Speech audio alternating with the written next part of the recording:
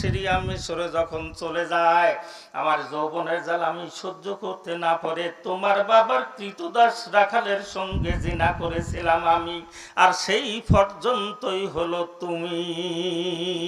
হাদিস শরীফ থেকে একটি কথা ভালো করে জানিয়ে দেই, শোনেন। ওলীদ ইবনে মুগীরা আল্লাহর নবীকে এত জ্বালান জ্বালাইছে,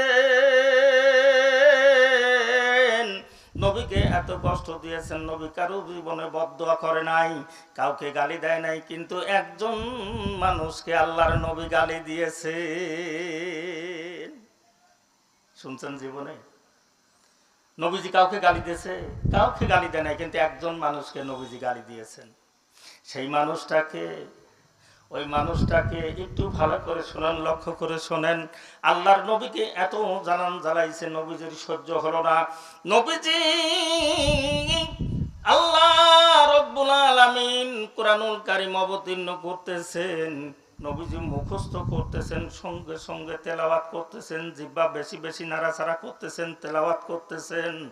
এই সময় ওলীদ ইবনে মুগীরা নবীকে এমন একটা গালি দিয়েছেন, নবীজির সহ্য হয় নাই। নবীজির জবান থেকে বেরিয়ে গেছে, তুমি জারজ। জারজ বোঝেন? যার বাপের নাম নাই, হারাম জাদা, ঠিক কিনা? কথা কয় না। তার মানে কি বাপের ঠিক নাই? উনি শিক্ষিত ছিলেন, জ্ঞানী ছিলেন। উনি চিন্তা করলেন, ক্যারে এই যে মুহাম্মদ আমাদের সমাজেই প্রতিপালিত হয়েছে, আমাদের সমাজেই বড় হয়েছে, আমরা সমস্ত কাফের বেঈমানেরা তাকে উপাধি দিয়েছি আলামিন, সত্যবাদী। এ কোনোদিন তো মিথ্যা কথা বলে না, তার জবান থেকে বেরিয়ে গেল আমি জারজ। এর মধ্যে ঘটনা আছে না নাই? উনি চিন্তা করলেন, এই ঘটনাটি আমাকে বলতে পারবে আমার মা। আমার জন্ম বৃত্তান্ত কে জানে? মা জানে, মার চাইতে কেউ ভালো জানে না, জোরে কোন ঠিক কিনা? আমার কাছে দৌড়ে চলে গেলেন, ডাকাম্বিত অবস্থায়, রাঙ্গা তরবারি বের করে, ভীষণ রাগ। উনি শক্তিশালী মানুষ ছিলেন, যোদ্ধা ছিলেন।